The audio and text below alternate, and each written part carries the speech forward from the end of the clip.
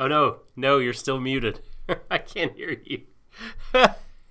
All right, so for those of you who are not lip readers in our audience, for those of you not particularly talented in that art, welcome, ladies and gentlemen, MBs, to Warui Deshou's Stream of Thought, back after a brief scheduling hiatus because of various conflicts. The ocean is a problem because of time zones. That's a big deal. And various other things have been going on. Anyway, I am Shadon, and with me, as always, is my stalwart podcasting companion, the Soul Doctor. I am the special candy bar. Well, there's your images for tonight, folks. There's wow, yes. Anyway, evening, lads. Oh boy. Well, you can keep your Kit Kat to yourself, mate. I'm not taking a break with that. Absolutely not. Right, so we are back. We're going to do both episode 15 and 16 of Banana Fish in one go. Appropriately enough, it's kind of convenient because having watched both these episodes back to back, they are pretty much part 1 and part 2 of the same small story inside the show's longer scope. So that's quite convenient. Firstly, though, do we have polls to cover from last week, if I remember correctly? We do, but before we do that, I just want to say that this is a notable break from our format. Like, since we started doing these weekly one-episode analysis type shows, we did MMO Junkie that way, then we did for fucking Eternity, the Eternal Slog, Darling in the Franks, in the Franks that way, and we've done Banana Fish that way for almost 2/3 of the run. So for like a year, we have resisted the urge to combine the two. So it's a historic episode, the first time we're doing that. So if there's any other breaks in format that you would like to exercise this episode, we could do that. It might be beneficial because, as was pointed out in chat last time, there's not like the most in the world to talk about, I guess, this episode. So I don't know. We'll see how it goes. But yeah, let's revisit Twitter here. Twitter poll. All right. Just curious, folks. No boost for me. I've already drank it. The Bailey's is gone. Yeah. Empty. Speaking of our polls from last time, there were only a pair. Is Bailey's the best? Yes, maybe, no. Yes and maybe tied with 42% of the vote. That's a fair answer. No, that is a fair answer. No got 16% of the vote. You guys make me laugh. Those of you that voted no, what is in fact the best, if not Bailey's? Yeah. Please tell us what your favorite poison of choice is. And did 180 IQ Ash, which, by the way, it's incorrect by me. This episode is pointed out that he's got an IQ over 200. He's like the fucking Dragon Ball Z I was about to say, like, just Jesus Christ. It's over 200. Did Sherlock Links bother you? 69% nice said no. 31% said yes. So no one... 2/3 of the audience are unbothered. The nice 2/3 of the audience are unbothered by the super duper smart boy detective Ash Links. So I guch we are in the minority. Mm-hmm. All I'm going to say is, though, I think that maybe it's not the question of being so bothered by Ash being smart as much as just how being bothered about like everyone is really, really stupid who's not Ash. Every single person. Right. I mean, in this two-parter of sorts, we get ample opportunities. I feel like I could, put the Benny Hill theme over it. And just of all of the stupid shit that happens, because the guards in the mental institute are utterly inept, utterly incompetent, down to the bone.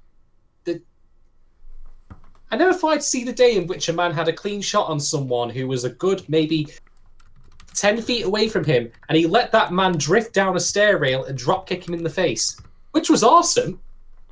But you could have just shot him. I'm just saying. Where's the fun in that? No, this is true. This is very, very true. Yes, Tallulah Bell is correct, and I'm in agreement. These episodes are incredibly, incredibly goofy. Yeah. Can I point I'm out? also So in the chat, Trickster actually does us all a nice service by pointing out the what the titles are in reference to. So episode 15 is titled "The Garden of Eden." Silly me, I thought it was just a reference to the Bible. In fact, it's actually, according to Trickster, Garden of Eden was a novel that Hemingway worked on throughout his career. It was edited and published long after his death during the run of Banana Fish. It's about a man who remains in love with his wife, even as she becomes a jealous and abusive transsexual. So, very interesting. I was originally of the opinion it was Bible related once I saw the episode, and I'll tell you why now. I thought it was because of that, because once we actually do meet the various inmates of mental asylum, the ones in particular who have been experimented on with the more pure form of banana fish that we learned about, they're very docile. And the thing is, V1, yes.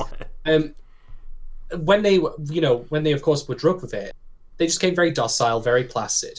They weren't burdened, with knowledge or worries or concerns. So it felt like the reversal of what happens in the Garden of Eden of, biblical myth, which is that Adam and Eve, because became cursed with knowledge and were cast out.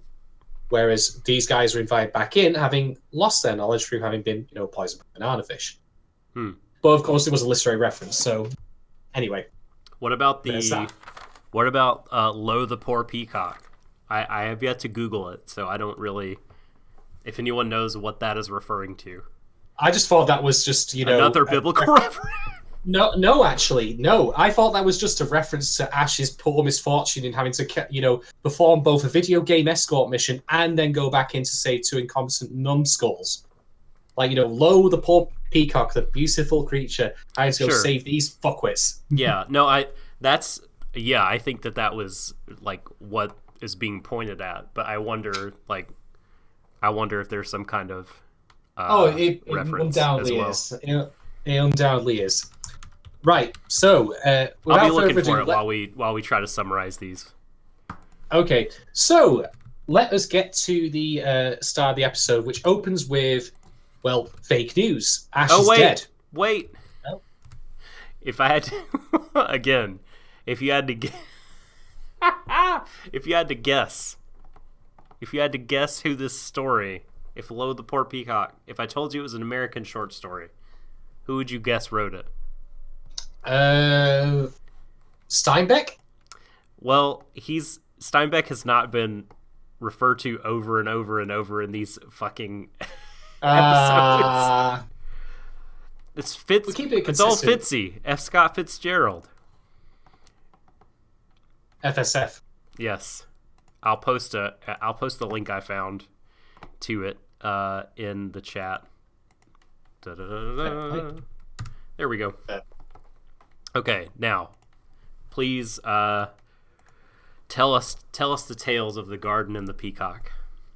Well, Garden of Eden, firstly, we start, of course, with fake news on the ABS network, ABS. Which is, it's nothing to do, unfortunately, with fitness. I'm looking at the frame right here, it just says ABS. I'm like, abs! There's just always someone in the corner of the screen doing sit-ups. Well, that's the person who does the sign language as well.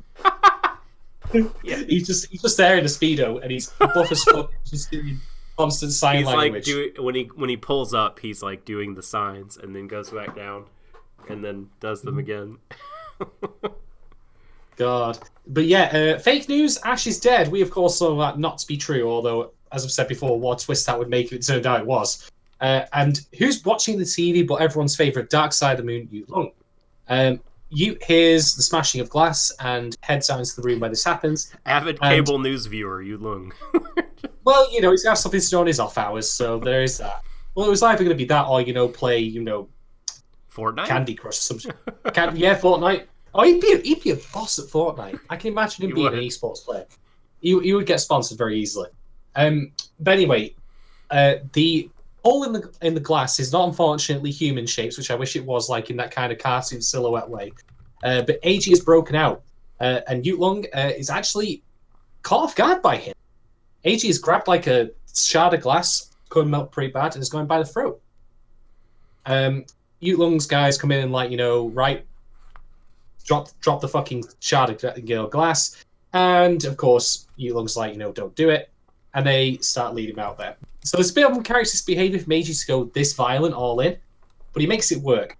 However, he takes him to the lift or the elevator if you're American and not a erudite like me, or erudite, however you pronounce it. Su Ling arrives, and he's like, "Holy shit, wrong floor." No. That was really great. And that actually wasn't what happened. Pulling a gun and everything. He's like, "No, we're good." Yeah. Okay.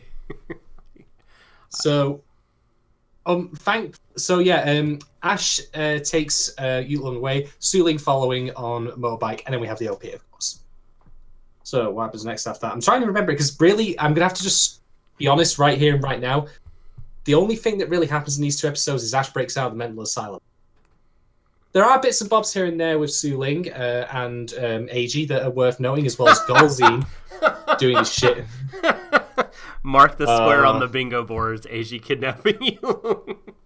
Oh man! God. So, in just a second, we'll get to something about this that annoyed me. But the next big item on the agenda I have is the Golzine coming back after being out of the loop. Right? Mm-hmm. Shows back up.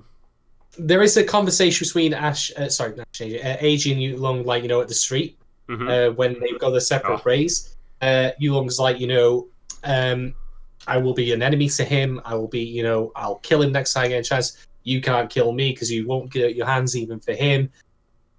All that kind of stuff, of course. It gives you more credence to my theory, where I thought,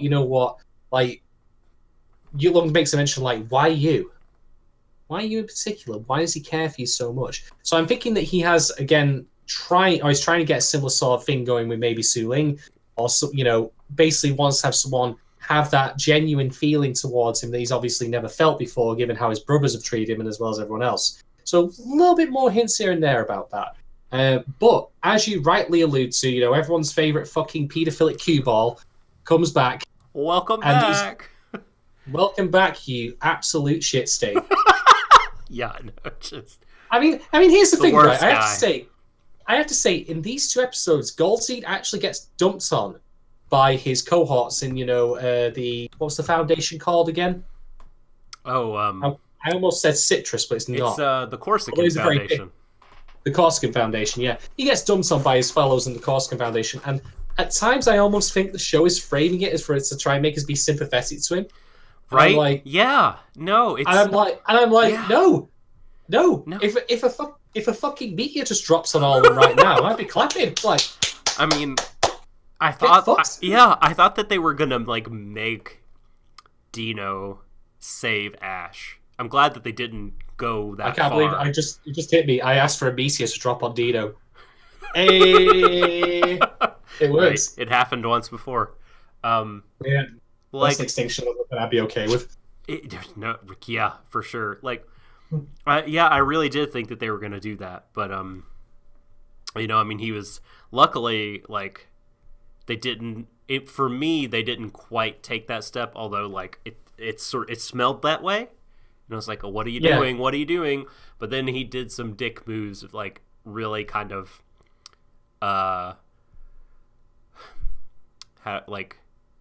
really, what am I looking for? He showed off his power, I guess, to Ash and just framed the whole situation guess what? I'm still in control of you. You think you gotten away from me? Nope. You live and die by my command. And, kind of his presumed ownership of his creation. He reasserted all that stuff. And so I'm like, okay, good. Yes, please reestablish this, because this dude is a motherfucker. And I don't want to be thanks, Dino, for doing this. To skip ahead a little bit, I have to say that when Dino meets Ash again, after Ash is incarcerated in the mental asylum, and he's standing over in bed, and Ash is half paralyzed still from the drugs he's been given, I was like, oh no. And thankfully, don't do it. That didn't happen, although I genuinely thought it would.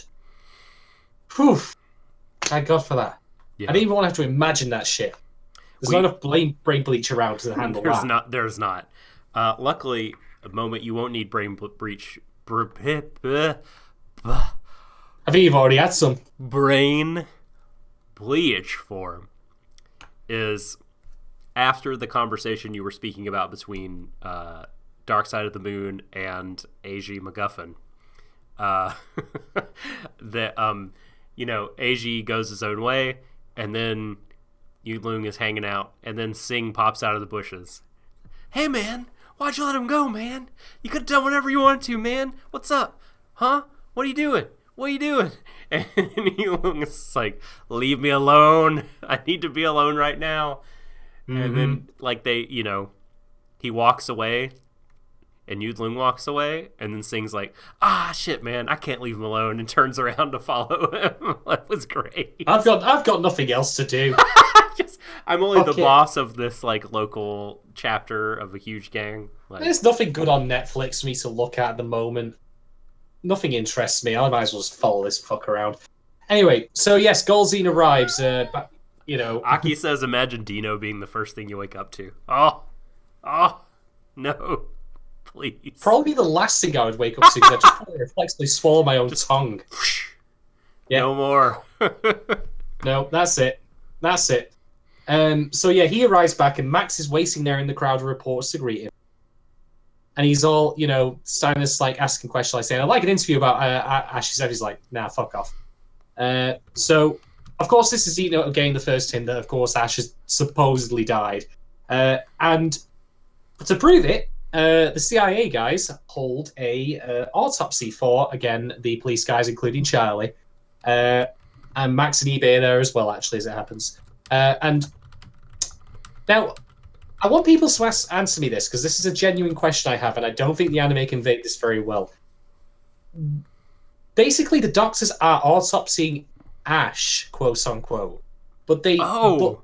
But here's the thing, right? Of course, it's not Ash, or if it is Ash, who the hell was it? This is the thing I'm trying to get at, right? The conclusion that Max comes to afterwards is that they found someone who looks exactly like him, and just carved him up on an operating table to prove to him that he was dead. And I thought, no. I'm wagging my finger here, Show. You can't pull bullshit like that out that they would find. Okay, plastic surgery, perhaps. Yeah, maybe it's that. I honestly thought, why didn't they just simply have Ash there and just do that? Cut him down the chest and then say, right, this is where it gets grisly. We'll leave it at that, and they'd be like, then maybe they show the scar. I don't know, but I just thought this is a leap. This is a significant leap. A bit. I mean, a bit. But anyway, they of course don't buy it anyway, so it's not really a big deal. But honestly, it confused the fuck out of me. So anyway. Max has the power to tell anime faces apart. Yeah, it's funny when they say, that's why they didn't allow the cops in the room, because you have experience with corpses. And I guess, you could feel the aura. I don't know. They, they have to kind of hand-wave that a little bit. To Bell's mentioned that they say that specifically, so that certainly makes it cleaner. They do say that in the anime, Tallulah Bell, yeah. Mm-hmm. Yeah, so thank God for that. But anyway, what exactly do these guys want with Ash, this particular group of people at this mental asylum? They say they want him to, solve their greatest problem, which is, well, all the jokes here are good. How many licks does it take to get to the center of a Tootsie Pop? That kind of thing. Can Ash truly tell if it's not butter? Who knows? All the jokes here are good. But... yeah. So, anyway, Golzine's back, and because, while he is a complete bastard, he's also not dense. When I say that, he's not dense in this particular scene. He's very dense later, as we'll get to. He has people investigate, and it turns out that Ash was taken to this institute, and he recognizes, well, obviously, he's not dead. So he's thinking, what on earth does Senator Kippard, in particular, who owns this institute, what is he doing here? What's he got in mind? Stroking his, tiny little fucking peach, whatever, crappy coloured mustache, trying to figure it out. So, anyway, they, back at the institute, the guys take Ash out from the room after determining he has an IQ of 200. So I almost said 2,000 then, which honestly wouldn't surprise me if that's what happened next episode. Exactly. It's just growing. His brain continues to grow. Yeah. So Dr. Mannerheim, I think his name was. He's a gentleman who I believe has never seen a movie in his life, and I'll tell you why. Because he makes the classic villain mistake of explaining all of the workings of the place. Yeah, let me explain what we're doing here to this incredibly smart, an incredibly dangerous criminal. Yeah. Nothing could possibly go wrong from that. No. I'm honestly surprised he wasn't going like this, like twirling his mustache when he was at it. But yeah, he's just a scientist. He's not evil. He has no. He's just. He's not well about not being evil as it happens, because right, this episode is goofy, and so is the one after it. But it starts getting goofy in a way that makes me think it's sort of like B-movie horror. Because he takes Ash into a room in which he starts explaining about what they've been doing with banana fish, because they've also been using it on the inmates in the asylum, as mentioned before, to make them placid without having the violent side effects. So that's something, I guess. But in this particular room, perfectly laid out in equal rows, for you to look at, are brains, human brains, in jars. And it's low-lit green light, because it's got to be sinister. Because of course, you have to order the sinister lighting package on Amazon. Because I mean, what the fuck did the UAC design this?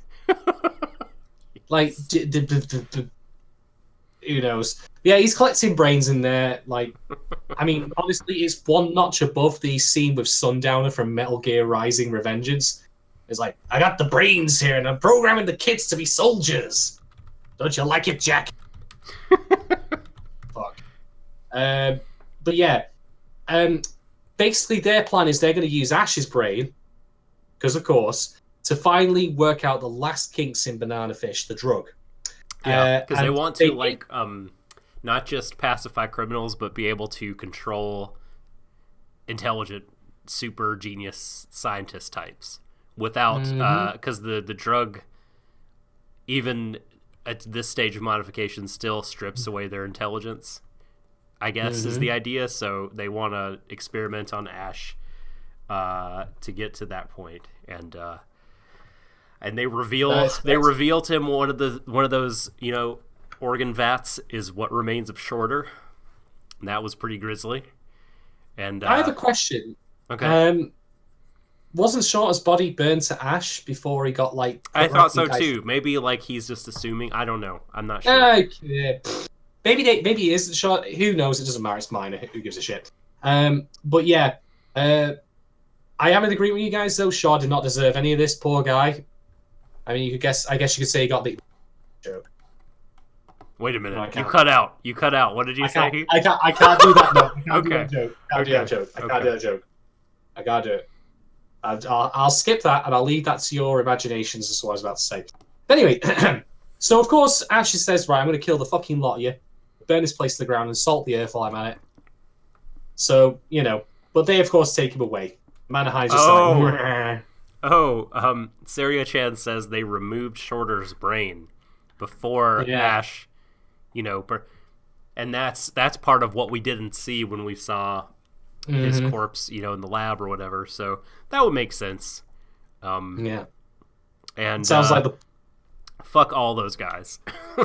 Yeah, I know. I'm honestly surprised this point it hasn't got to the point where they start doing some crazy Wolfenstein the New Order shit where they put the Shorter's brain into a fucking robot.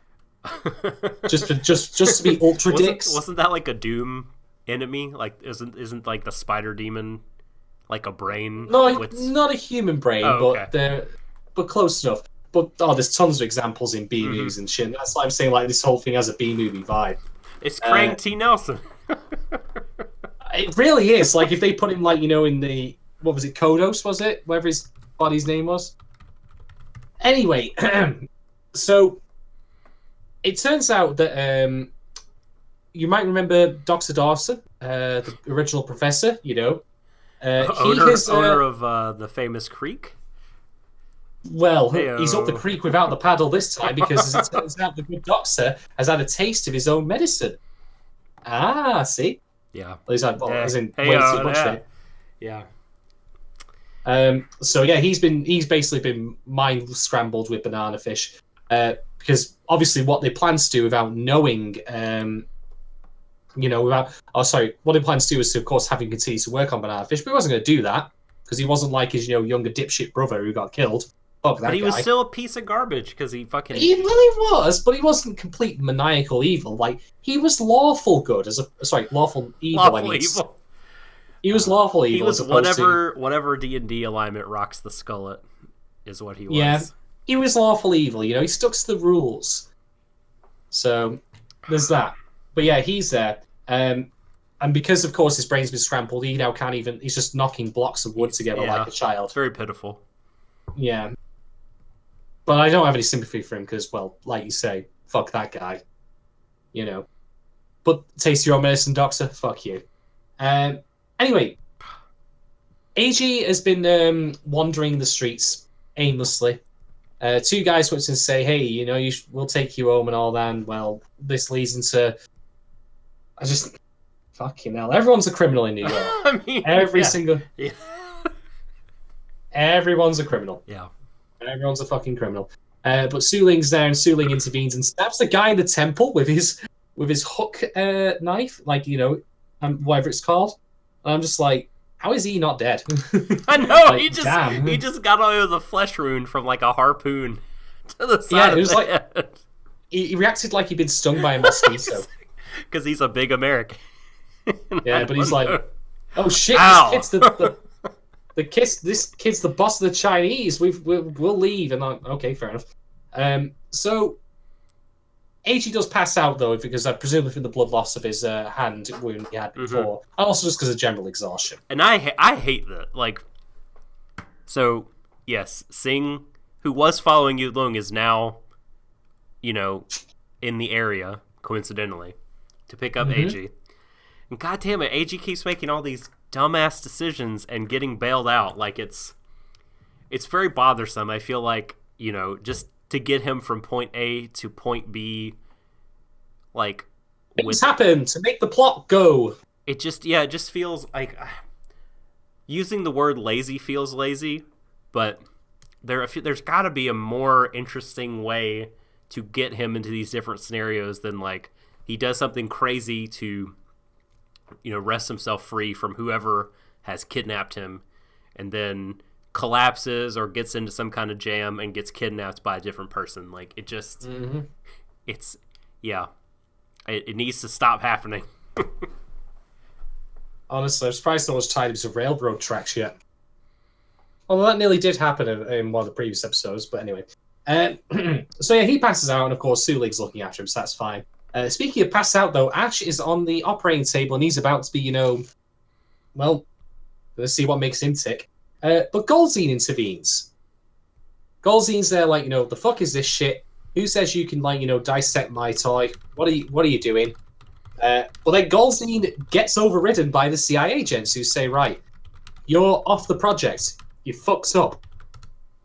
We're going to put Baron von Russian guy, whoever his name was, in charge instead. Yeah, I can't remember his name either. But yeah, he didn't turn out to be such a great boss, I guess. Yeah. And because the CIA is sticklers for proper procedure and paperwork, even though Golzine has just interrupted and said, right, cut this shit. No, you're not cutting him up. I know, he is all up in it. Yeah.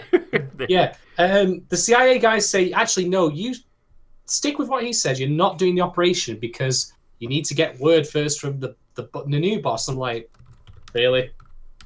Do you have to sign everything triplicate in here? Counter signatures? What? He's been deposed. He's not able to throw his substantial weight around anymore, I guess. Oh, dear.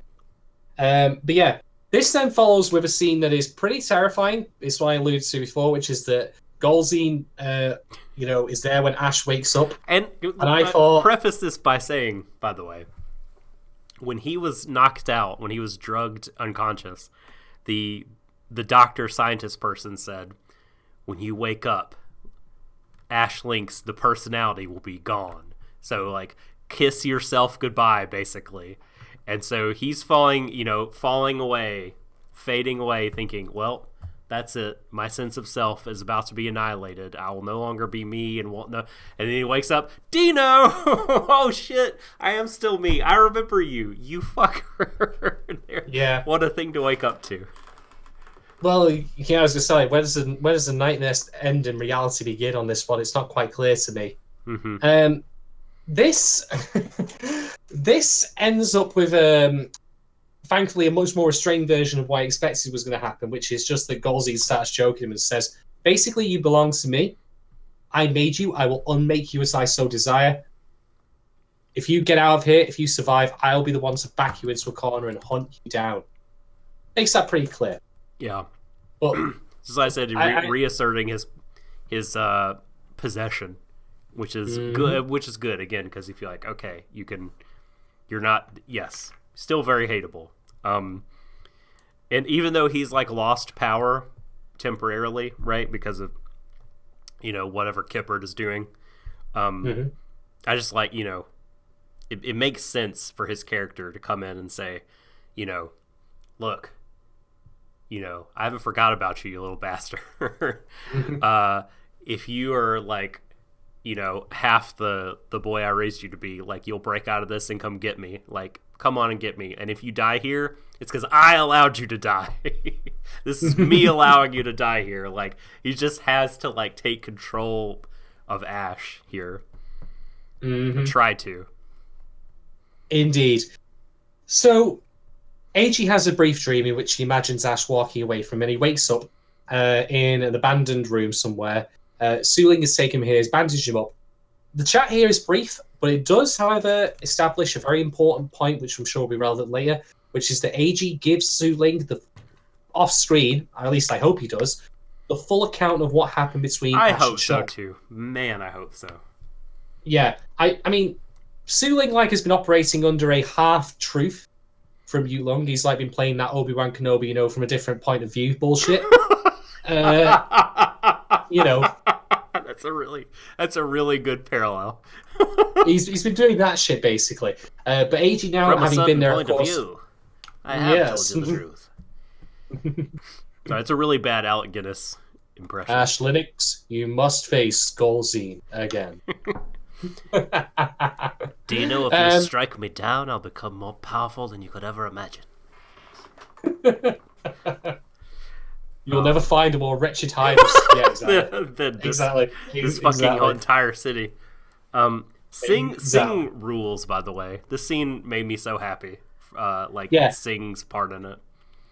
Yeah, I'm actually really glad that we got this moment, because I was very worried that Sing was just going to be a very two-dimensional, fuck it, I'm going to kill Ash because we need another antagonist to fight him for some inexplicable reason.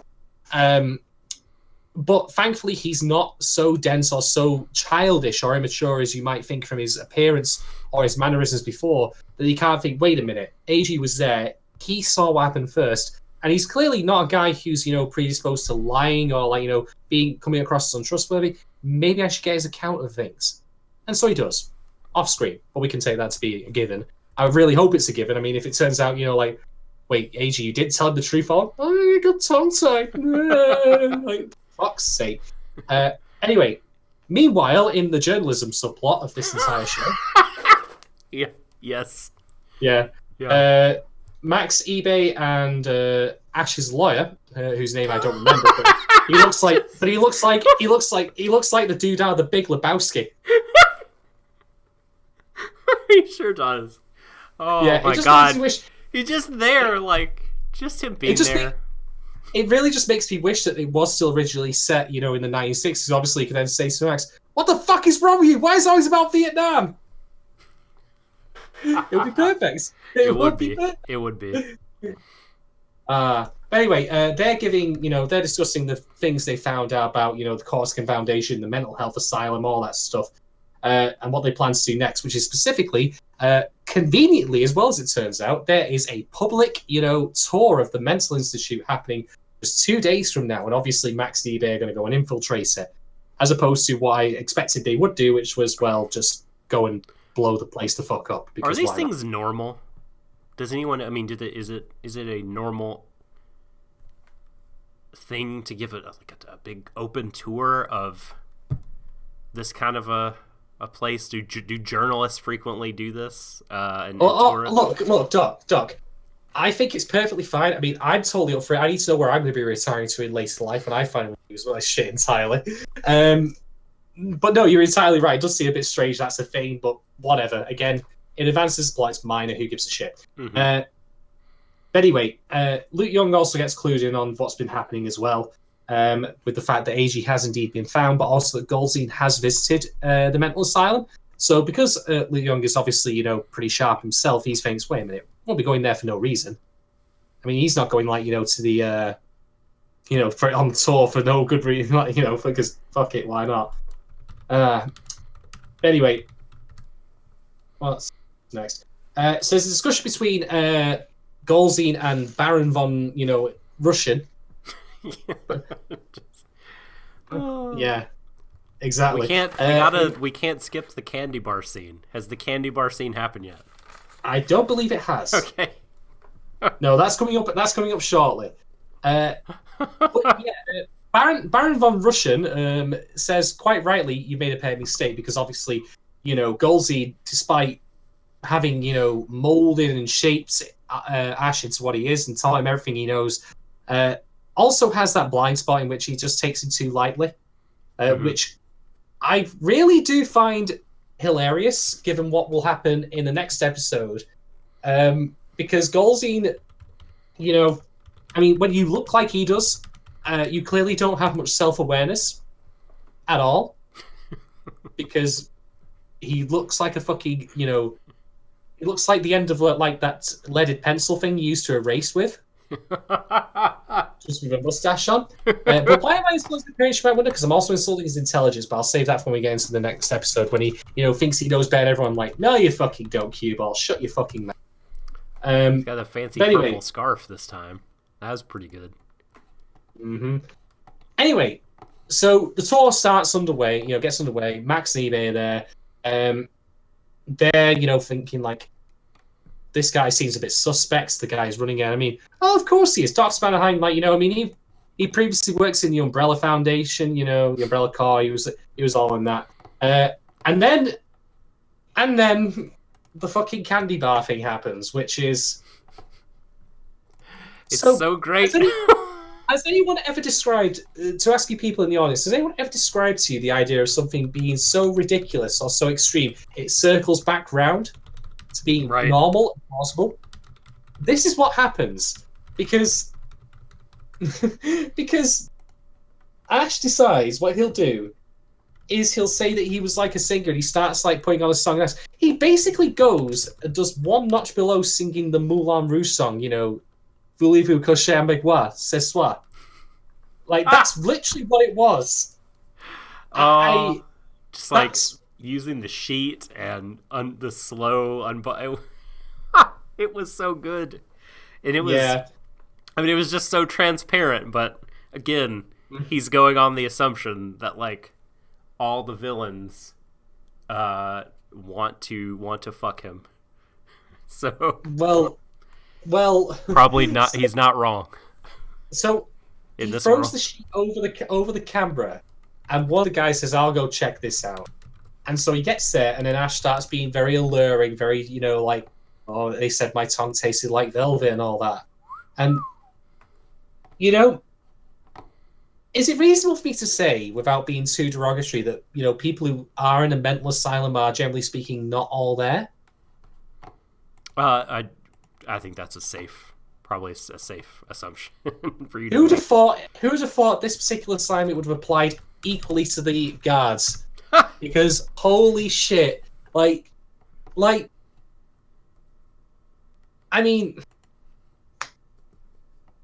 too stupid to live, and like, this is what I said before, like, about how this plan was so stupid it actually works. Right. Because Moving on. I can't. I'm not even mad or annoyed at it. But I'm just like, holy shit, this is just... It's like dividing by zero. It really is. So yeah, Ash knocks the guy out. Says, "It only took me 5 minutes to send you to heaven." Takes the gun, and we get to see a brief scene in which Golzine is aware that Max and eBay are in the facility as well. Yes. But he doesn't comment on this, even though he clearly knows who they are. Files it away. Max he puts that there for later. Yeah. The old mental calculus. And to respond to your comment there, Lulabelle, I'm sure that he was. I'm really sure that he was. Yes. Mm-hmm. And that's the end of the episode, pretty much, right? That is the end of episode 15. The Garden of Eden. The Garden of Eden. In the Garden. No, sorry. They should. That should be the fucking. It should have been incorporated into this episode. Also, it should be a JoJo's ending. We've discussed this. I'm literally surprised that there wasn't a scene of like a long shot of Ash walking down a corridor and just gets the to be continued flying in. Yeah, that would be cool. Because it really was just the first part of a second episode. Mm-hmm. So that being said, I will say that I think it was commented before that, by Mirror, that all of the people in this hospital are horny, and we get multiple references to this. I think that's the only thing any of them ever talk about when they're not dealing with the breakout that happened. Sure. Yes. The hets even get a little conversation. the hetero doctors are talking about some redheaded lady, and of course, objectifying, demeaning, all that sort of lovely stuff. But yeah, that's just some flavor text. And then fucking the doctor and Barbara when they go in the closet, these people are just fucking on the floor because that's in the water here at wherever this is.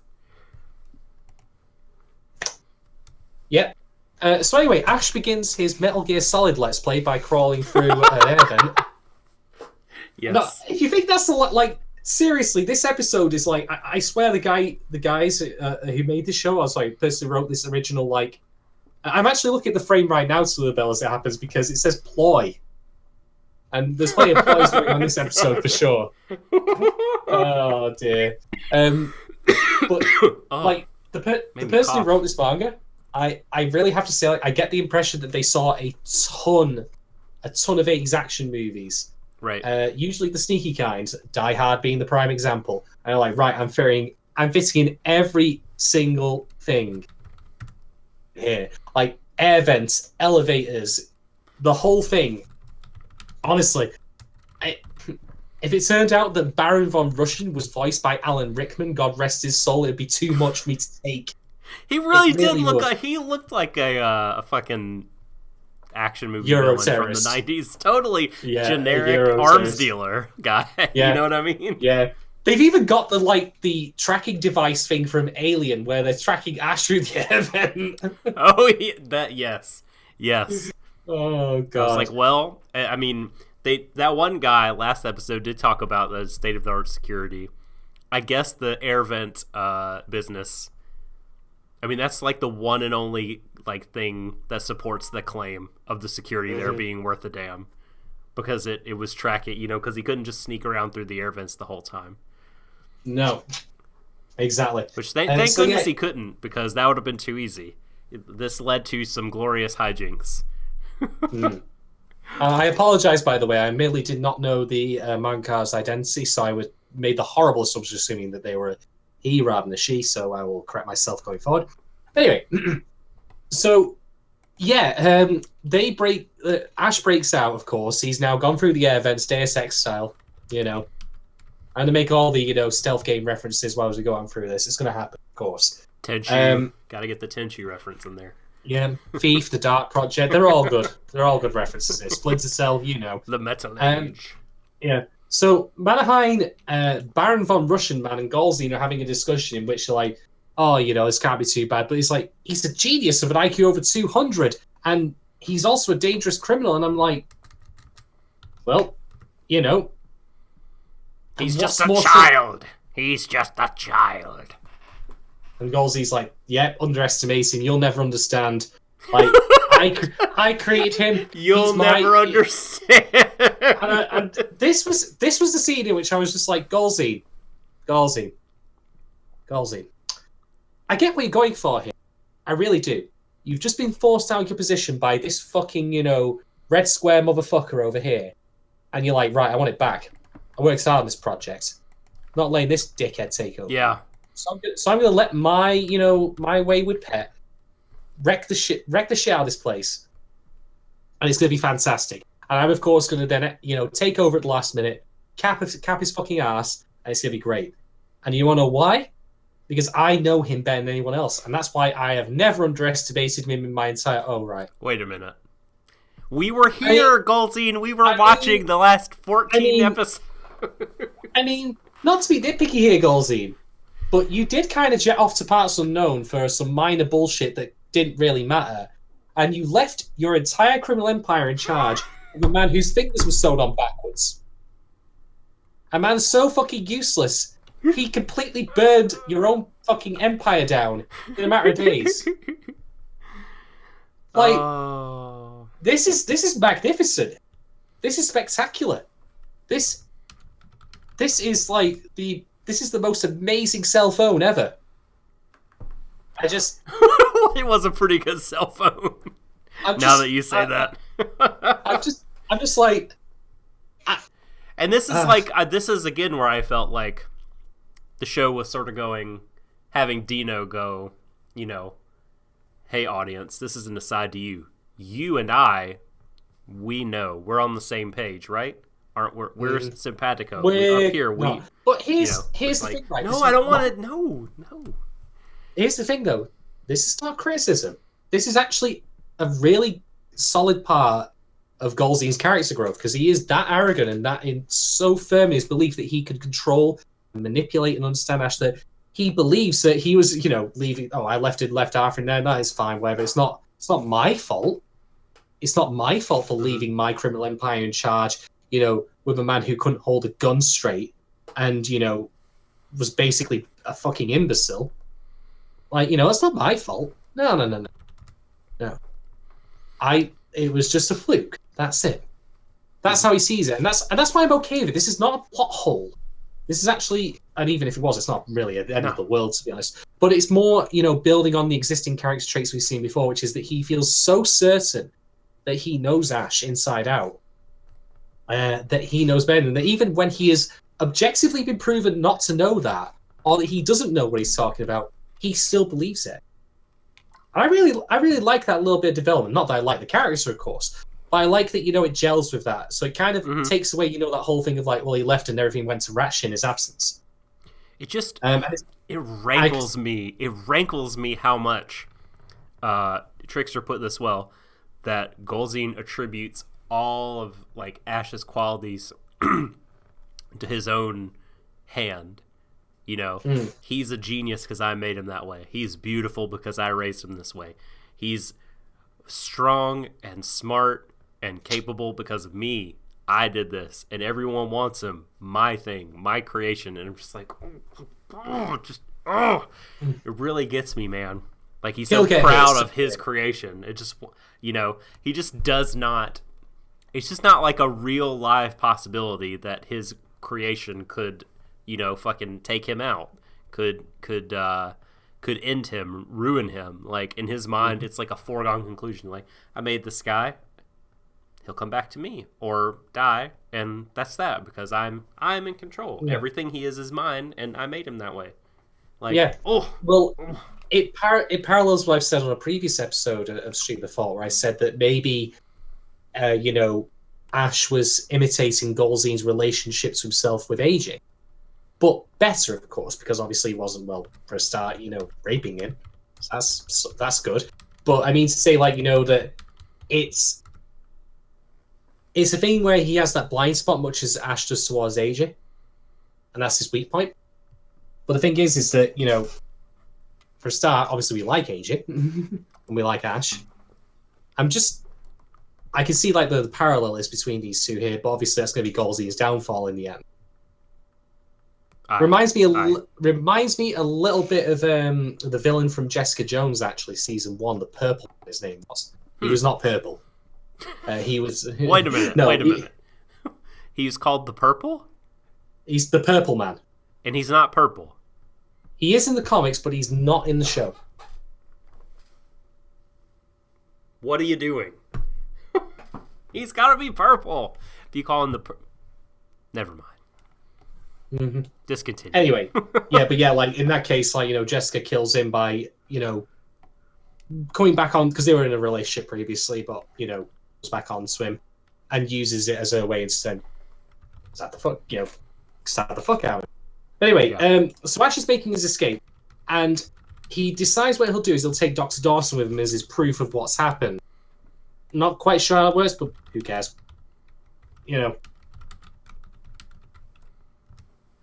So, anyway, the tour that's happening has been cancelled. They say it's a small fire, as opposed to, the fact that, they've got a 200 IQ omnicidal maniac on the loose. I'm so sorry. Oh, shit. Fuck. What have you done? You've inadvertently spoiled. How old is it though? In fairness, it's like, well, there is a season. I was afraid season 1, and there's been a season 2 since it came. Isn't it like 2 years old at this point? I mean, I guess we should have thrown out some spoiler warnings.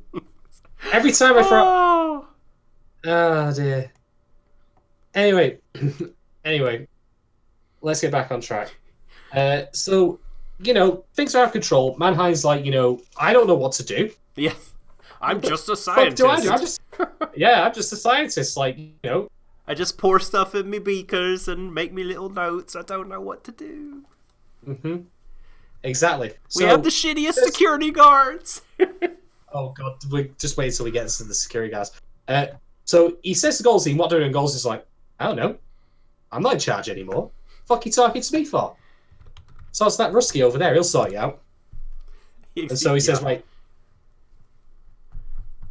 So he says, like, take me to the, security room. Ash is still wandering the halls with, Dr. Dawson.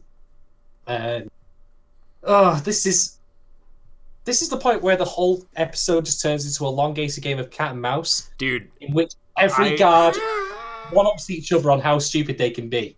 Like, did you ever watch Where in the World is Carmen Sandiego? I can't say I did. When you were a kid. So there's a portion of that show where they have pinpointed the location of the criminal, and they are pursuing them, and they always had an a cappella group called Rockapella do these little musical stings for the various parts of the show. And there was a part where they would come onto the screen and say, "Ooh, the chase." And that was like going through my head the whole time this episode, because it really was just, cat and mouse, like chasing, and it was really kind of zany in some ways. It was a lot of fun. But was it the right kind of fun for this story? I don't know. But I'll get to that at the end, actually, because I have a thought on that. So anyway, Ash takes Dawson into an elevator. Meanwhile, eBay and Max are consulting the theme park map for the area, because for some reason the place has a map. I don't know. Like, there'd usually be stuff on walls, but again, it also is trying to, hide, the braid basement in there. So there is that. Oh, Jesus. Anyway, so for some reason, poor Dr. Dawson gets used as a stepping stone for Ash to climb out of the elevator. And I'm going to just start laughing all the way through this now. I know. There's no way I can describe the remainder it really of this was episode without just... You said Benny Hill music, and it would have also been appropriate for the whole the elevator business. Yeah. Someone really should make like a montage of all this, like sped up, like the whole middle portion of this episode with that music. It would be good. By the way, in case you're thinking that Ash was the only one smart enough to have the air vent trick, Max also has it. Like, what? Did you learn that in the fucking Marines, Max? Like, is that basic training? What the fuck? He's very combat savvy this episode. He also gets infuriatingly close to Ash a few times and makes life really hard for him, which was funny. Yeah. It's like, I'll just throw this guard down the trash chute. No, don't do it. I'll just get in the elevator. No, don't do it. Look, Tunnel if you want to drop spoilers on Banana Fish, it's fine. I already know what happens. Clearly, Ash is going to turn into a Super Saiyan. Where else could he go? What else could happen? You know, he's gonna power up. He's gonna even unlock Ultra Instincts while he's at it. Of course he is. So while Dawson and Ash are on the roof of the elevator, Max and eBay get into the same elevator, and Max has the genius idea of pressing the emergency call button and saying, like, "Please restart the elevator," and the guys on the other end don't. I got him here. The guys on the other end don't go, "Wait, who the fuck are you?" Like, generic villain voice. Like, just. Oh man. I don't even. This is just shit. It's hard. It's hard. It's hard to talk. But yeah, but yeah, no. But anyway, the elevator gets stopped again, and there's a guard waiting for Max and eBay, and Max like tackles him, and I think at one point doesn't eBay headbutt him? Yes. I was like, holy shit, man. Yeah, I know. Like just the fucking out of nowhere, strong style headbutt. Like, damn. Yeah, he just fucking cracked his skull. That poor guard, by the way. That's not the last time he will get brutally injured in this episode, which I did find quite funny. Yeah. There's one part where Ash has Dawson with him, and they're on top of the elevator because at a certain point to elude the guards, they climb through the roof of it. And because of the starting and stopping, Dawson has basically fallen from the elevator, and he's holding on to Ash's ankle, and Ash is only holding on just barely to the. And Ash lifts his leg up, removes one of his hands to pull down to the ankle. So he's holding two people's body weight by one arm, and in that tiny frame is pulling up Dawson. And like the way that they did the way the voice actor kind of leaned into that strain, and the way it was animated, and the way that that scene was allowed to breathe a little bit. I think it wasn't just a quick it was really, I don't know, to me it was really effective. And they're like, God damn, like he's really fucking straining. Like he could drop this dude. I could totally see, because like if you've done weight training, I mean, you feel like Ash has What have you been lifting scientists up? Scientists lifting, yeah. Yeah, exactly.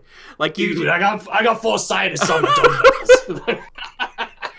Like, you know the point, like, he's gotten, you're like, okay, his muscles are totally, like, maxed out, like, blown out. Like, he can't lift anymore. How is he gonna? Nope, he still keeps lifting him. It's just, I just feel my bicep tearing, like, as I watch that scene. All I can say is that, God. As that was happening, two things were running through my head. One, I really thought that Max was going to be the one who just pulled him up out of nowhere, especially the way it was shot, where we didn't see the top of the elevator.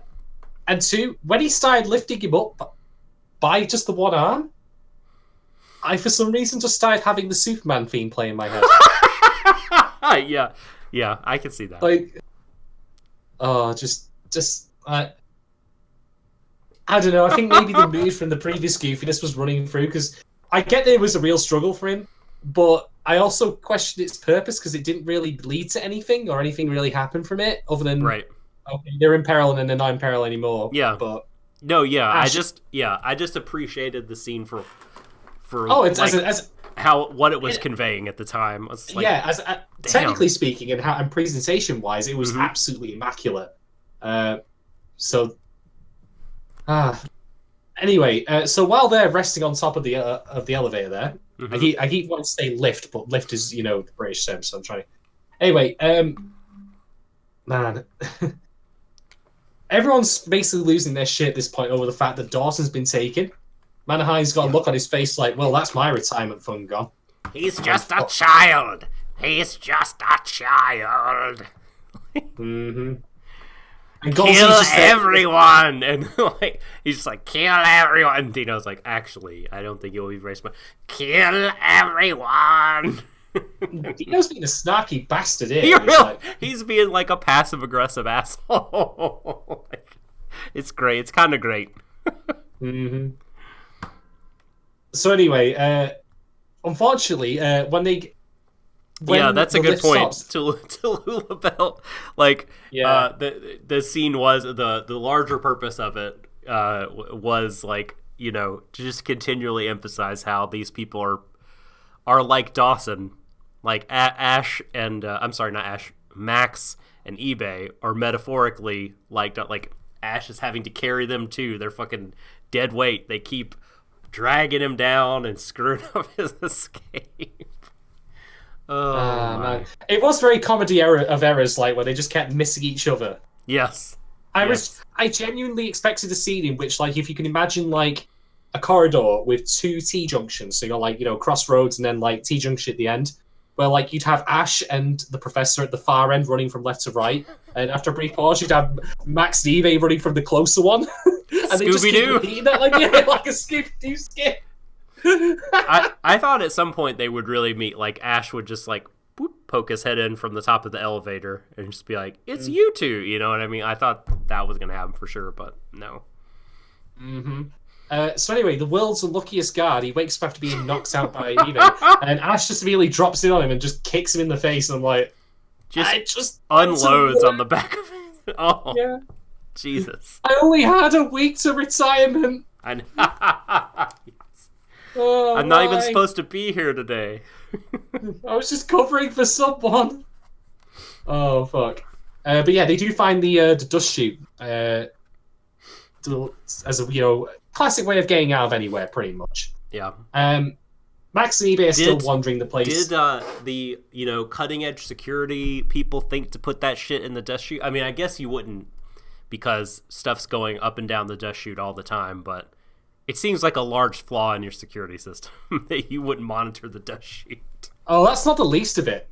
That's not even the least of it. We'll get to the most egregious bit of bullshit later. But yeah, Max and eBay are still wandering the facility, completely lost. And then the most amazing thing happens ever, in which Max maxes out. That's the best way I can describe this, because they're going down a flight of stairs because they can't use the elevator anymore. And a guard, like, they're halfway down the one flight, and the guard comes out of the door. He says, freeze, and aims his gun at Max. So Max, because he's just that much of a cool motherfucker, slides down the fucking stair rail and drop kicks the dude in the face. It's real good. And, like, I've never felt so close to having split brain syndrome in my life, because on the one part of my brain I was like, that was fucking awesome. That was just amazing. And on the other I was just like, what? Why are the guards so shit? Just shoot him. He's a good 10 feet away from you. You've got your gun trained on him. Just bang, bang. Honestly. But I'm ultimately going to land on the side of, that drop kick was worth it. It was pretty great. That poor guy that gets thrown in the dust chute as well. Oh my god. Oh my god. Like, as if it wasn't punishing enough. I mean, does Max know how far that falls? He could have killed the guy. Then again, they are in that particular institute, so fuck. Does not care. Oh my god. Oh fuck it. Just. So anyway, Ash and Dawson are climbing down. The guy drops on top of Dawson, knocks the poor guy out. Like, they all fall into the garbage. And eventually Ash does end up outside. And he's pretty much like, latest security system my ass, and he's right. He is absolutely right. So fucking right. It was the worst. The worst. It's not, we're not even done yet. We're not even done yet with how stupid this is. But yeah, Max and eBay are caught, and they're being led back into the facility. So Ash has like a very chibi-esque moment where he's like, you know, fuck those guys. They've been holding me back. They've been making things difficult. He's basically got the Paragon or Renegade choice from Mass Effect. Yes. Yeah. Yep. Or any, mid to late aughts video game with moral choices. This would be where help them across the street and give them medicine, or do I kill them in cold blood in front of everyone? Yeah. This is the this is the moment, like, if it were a visual novel where if you picked League, that would be a bad ending. Because obviously he get killed. Totally. Did you enjoy the faces that he made during this part, or were they too silly for you in this context? I think given the mood of the episode that was at that point, I was fine with it. There is a bit that I will leave until the talking points that I was actually not so happy with. If this were 6 episodes ago, and they hadn't established that this was kind of part of the tone and tenor of the show, I feel like it will be jarring. But we've gotten a fair bit of it before now. So. There is something quite cogent about the fact that poor Ash is losing his fucking mind trying to escape from a mental asylum. That is pretty genius, actually, when you think about it. That's kind of cool. That is up there. But yeah, Manahine and Co are grilling eBay and eBay and Max, where are they? And Max oh, because he doesn't. He's not seen them once. And Manahine goes up to Baron von Ruski, and he's like, "They're not lying. I would know because I'm a psychotherapist." Yeah. Well, he does. What does he say? It's some kind of a loaded question. There's an assumption built in. He says, "I specialize in psychopathology." How are you helping Ash? And they're like, "Wait a minute, what?" So, I guess if you're talking about pretty pulpy crime fiction, it's not the biggest leap for him to say "Oh, okay," they didn't take the bait I laid for them. They're not lying or whatever. But it is funny where he's like, "Yeah, I'm a psychopathology expert. I'm a therapist. They're not lying." Oh man, I just imagine him being insufferable wherever he goes. Do you enjoy your job? Yeah, I do. I do. I really do. Work at Subway. And I'm a psychopathologist. I know you're selling porkies. Right, yes. He's just constantly exercised their power. It's like when I got my psychology degree, everyone was just making jokes that were half joking, half not. "Oh, you can read people's minds now." I'm like, "Oh, I don't need no skills to read your mind. You're just a fucking idiot." But anyway, that's a different discussion for a different time. So yeah, he tells Baron von Ruski, "I have no idea what's going on." Then, of course, Ash rescues them both. And they start, teasing him, and he's, very trying quickly. to... Oh. Yeah, immediately, honestly, it... Chop, chop. Come on, let's get out of here. Yeah. So they start teasing him, and then, Ash is he loses his shit and starts screaming, and, the guys, the nurses wandering the calls hear him. But it doesn't matter, of course, because, they're so bad at, keeping the patients in, capturing him. It's just irrelevant. Yeah. Yeah. In fact, it gets to the point where they run into 2 more guards and they get gunned down by Ash, who rolls out of the fight, the lift, the eBay, and they were carrying him like a mannequin because they were like, "Oh, yeah. You're malnourished. You've been kept here. We'll get you to a doctor," is what Max says, for your physical condition, because you obviously it's been taken out of you. Oh, wait a minute, you're doing a flip roll and gunning 2 people down. You're okay. Yeah. And so then, of course, this is the point where they scoot left ways into a janitor's closet, but to find it's already occupied. This hospital is the worst. It really is just the fucking worst. I wouldn't mind if these 2 were doing it, on their own. Or rather, it was the only thing that happened that we saw that made about to be competent. I'm just throughout the start to the end, the previous episode was like, I was thinking to myself, oh god, Ash is fucked. It's going to be as dangerous as the prison sequence in the earlier part of the show. You know, where like he was genuinely getting roughed up. But I thought it was going to be one notch worse than that. And I swear to God, like, if it weren't for the white walls and the fact they were all wearing, you know, like surgeon's coats, I think this was a circus. Because they're just a bunch of clowns. They're real bad. Yeah. They're real bad. These two are having a fantastic time, you know, like, you know, sexual healing, you know, the jokes are all good. Barbara and the doctor. Indeed. Oh. Yeah. But anyway. And it's unclear to me, did they like, incapacitate Barbara and the doctor to steal their clothes? I guess so, because he has the Barbara name tag, Barbarash, as Tallulah puts it. Well, this is the thing, right? This is one of the genuinely funny things. Like, there's no actual explanation of what happens with them, you know, taking the clothes off that pair there, and that's great. That's funny. That's legitimately amusing because it's like, God, what? Because you imagine how awkward that must have been, or what they must have done. I mean, maybe they were really smooth and they were like, look, you've already got half of them. Take the rest off. We'll not tell anyone. It's all good. You know, you give me that name tag, it's great. With with Max serving as a doctor, eBay as a corpse, and Ash as a sexy nurse, doing, you know, the old Hitman thing. There's your other stealth game reference. Yes. That's another good one. Yeah, they make it into the elevator again to escape. And unfortunately, this fucking doctor comes in. Oh my god!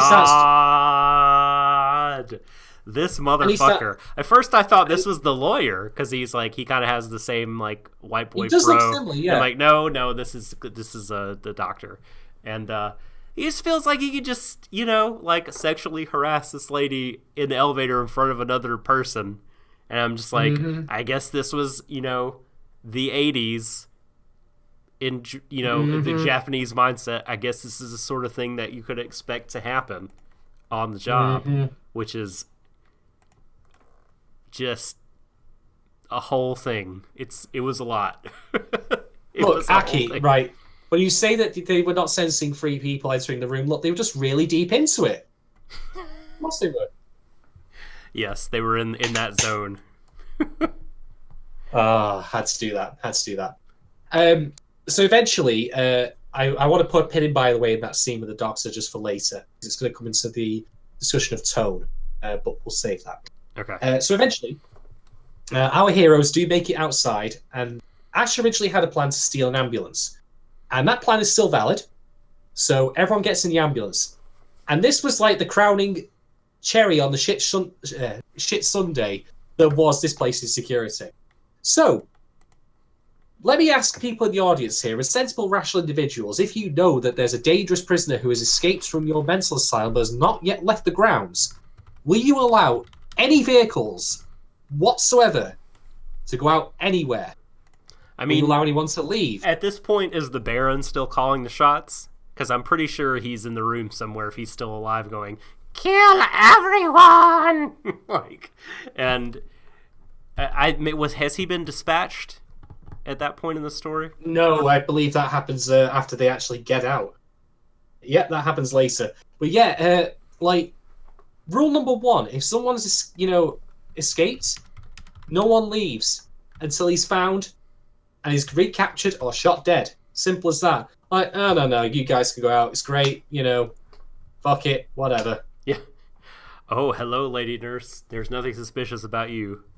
Please. They have an ID card. They know what's his face's name. I guess. Yeah. It seems pretty lax. Fucking terrible. I'm honestly surprised that they didn't just high five each other on the way out. That's the only way in which this could have been goofier. But yeah, they make it out. Back in the control room, Baron von Ruski's here, very indignant about the whole thing, and Dio's like, well, I've had enough of this, and just fucking plugs him. Says, I've worked on this project for too long, I'm not letting you take over. And it's fair. I mean, he'd been on the job for a day, and he'd already fucked up every way short of actually setting the place on fire himself.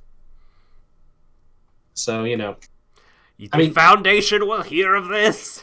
You will be implicated. Dino is just like, pop, pop. Like, nope, nope. So I don't know why did he just not do that from the beginning? I don't know. I think he wants to humiliate him first, just get some kind of Shadon fried out. Yeah, it is probably satisfying for him. And then maybe he could be like, oh, he's died in the kerfuffle that happened. Yeah. You know? Plus, I would argue as well that if he was in charge of the facility while Ash was escaping, it would be on his shoulders then, but now it makes it look like it was his fault. You know, pass the blame on. Mm-hmm. Anyway, our heroes, they make it out back into the center of New York, passing by Central Park.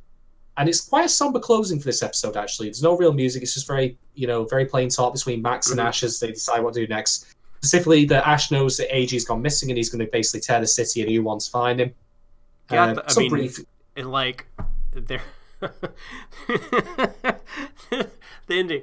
You know, Max is like, okay, we have the safe house where you can take the doctor. Like, come on, we'll think up a plan, you know. And Ash is like, nope, got to do this thing. And so, of course, they're just going to, like, I feel like, I don't know. I mean, Ash, of course, does know the city like the back of his hand. He's very resourceful. But just sort of letting him out alone into the streets in the dead of night just seems like kind of crazy. He has these oversized clothes on. I don't even know if he has a gun. I'm sure he has a gun. But yeah, he heads down into the street. He's going to go find AG. One small thing I'd like to mention is that maybe it's a bit cliche, but I did appreciate how like we saw all these people that he was blending into. And obviously they're all crossing the street or driving along the road, but he's walking along the road, jaywalking. I was like, man's always walked by his own path. I like that. Again, bit cliche, perhaps, bit silly because he's just literally jaywalking. But I appreciate it as like, a lead into what happens next. Yeah. That is otherwise pretty much it for the episode. Yeah. Wow, that was a long recap. Woo! Woo!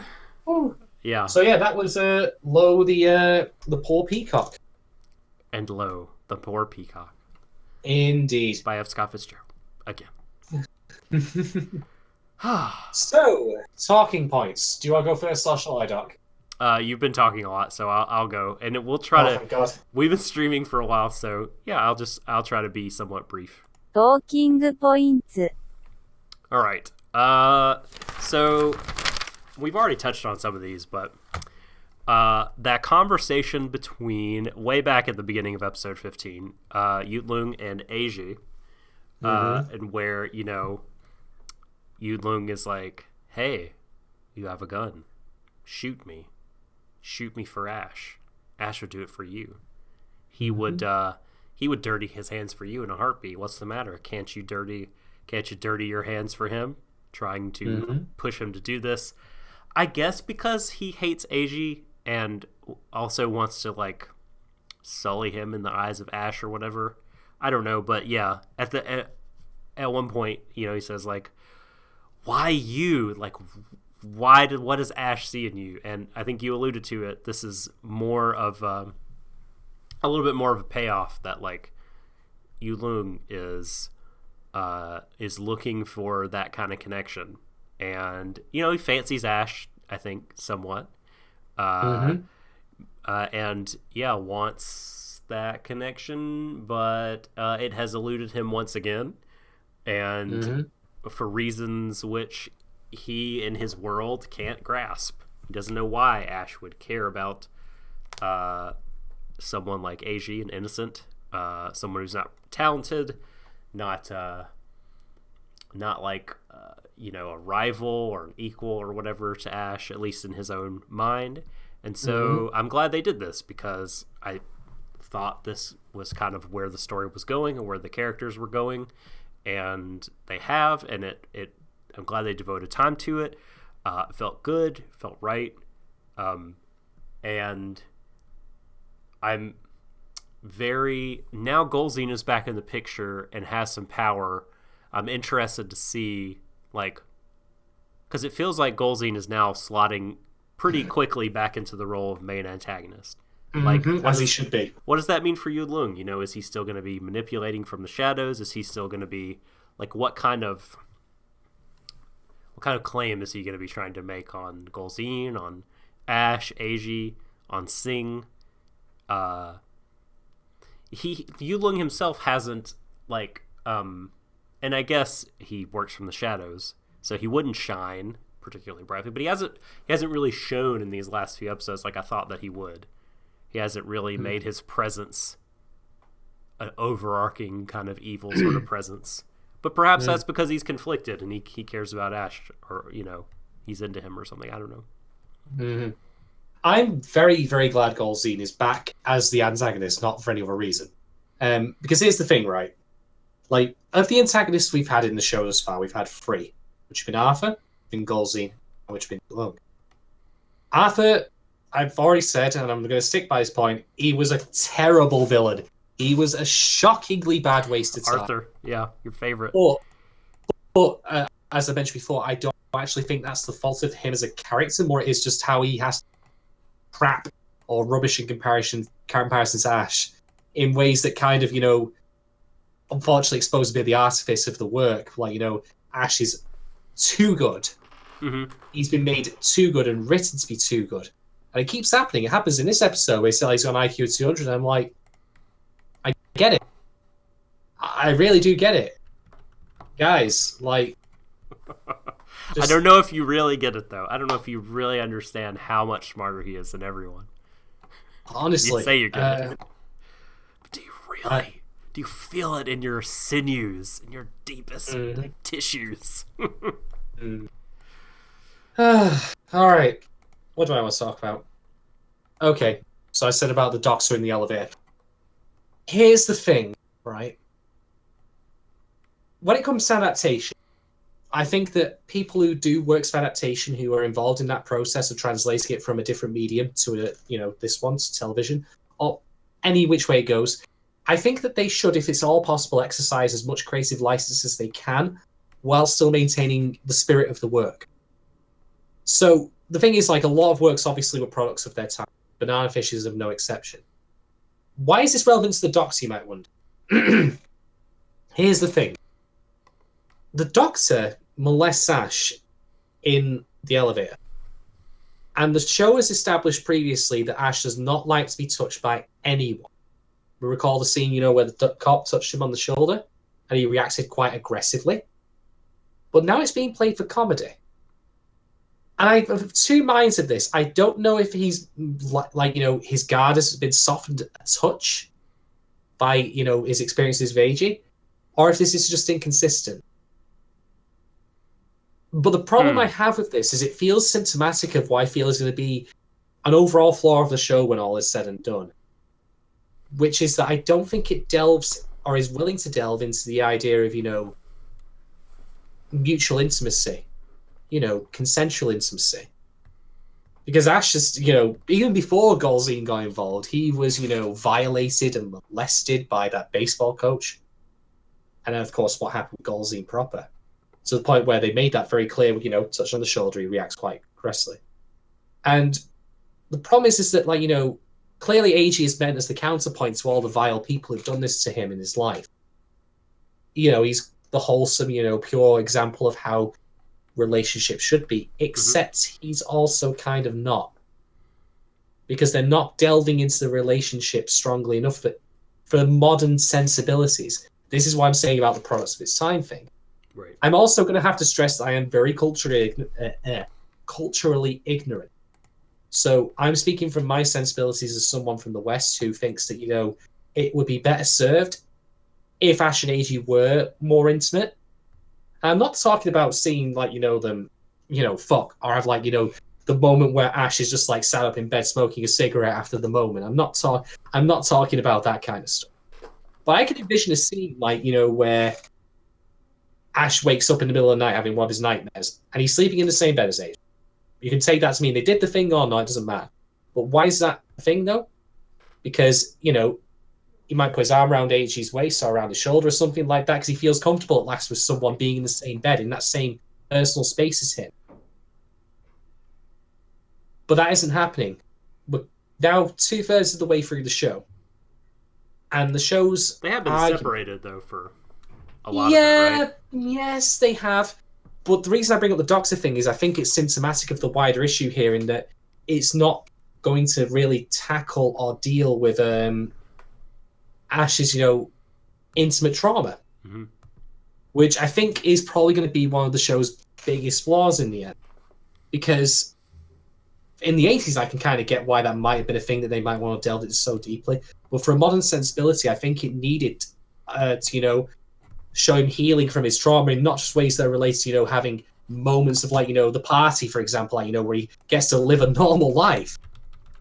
Not even softcore fun tricks. So like I said, just simple moments like, where he can be close to someone or intimate with someone without going, without being feeling, just like, where he feels comfortable in that very personal space with someone.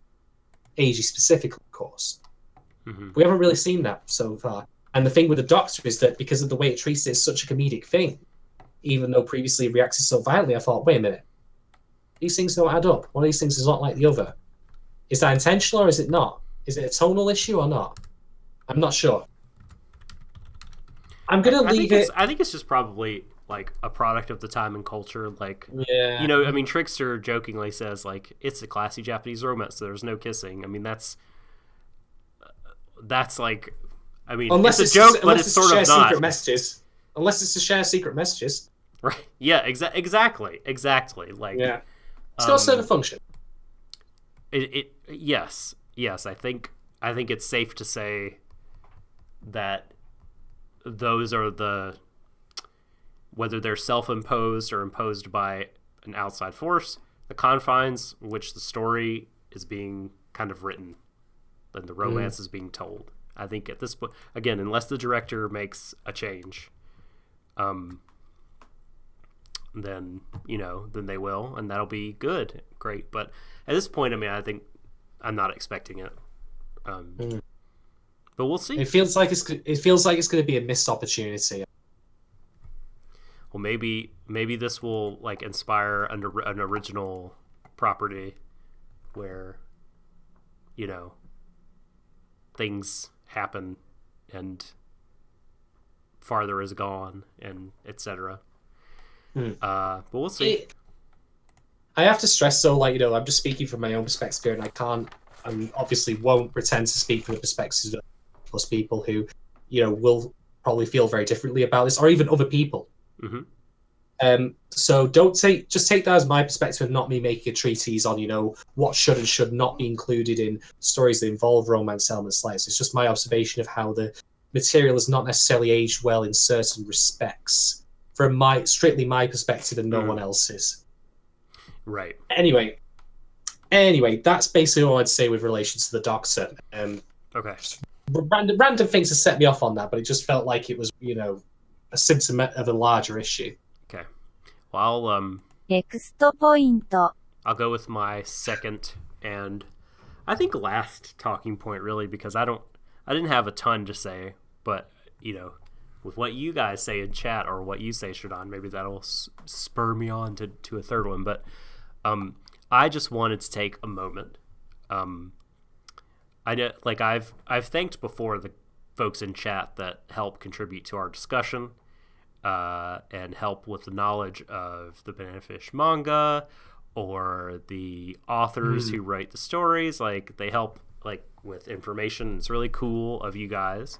There's a user by the name of Karais, who yes, I've known her. She's working on, I believe, getting her doctorate. She does translating Japanese to English, and she has been sending me a lot of messages about she's recently kind of been marathoning our stream of thoughts, and I just what a mistake. Yeah, I know. But she is like providing some kind of cultural background info, both Japanese and Chinese as well. So just gonna read a little excerpt because I think this is really interesting. So I think this was around episode 6 or 7 when Yutlung first entered the story. And we had issues with the tattoo and the bracelet being sort of obvious tells and things like that. And so here is what Karai says. So I have a comment in relation to Chinese culture to do with the bracelet that Yulung had in the manga instead of a tattoo in the anime. In the manga, it looked like that was a jade bracelet, which, besides being an absolute pain to take off and put on because it's carved from a single piece of jade, and this means you have to squeeze your arm into it, a lot of Chinese people wear them for good luck. So they're not very conspicuous.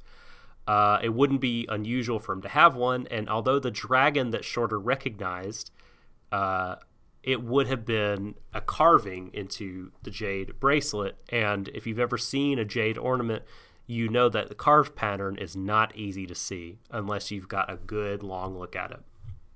So just some interesting flavor, and yeah, if anybody has we love all the feedback and all the corrections. Keep it coming. Yeah, we want to learn, and we appreciate everyone who's sent us in stuff like that, and we appreciate Karais in particular in this case as well. She's sending me very long, very detailed excerpts about this sort of stuff that I can go into more as the weeks go on.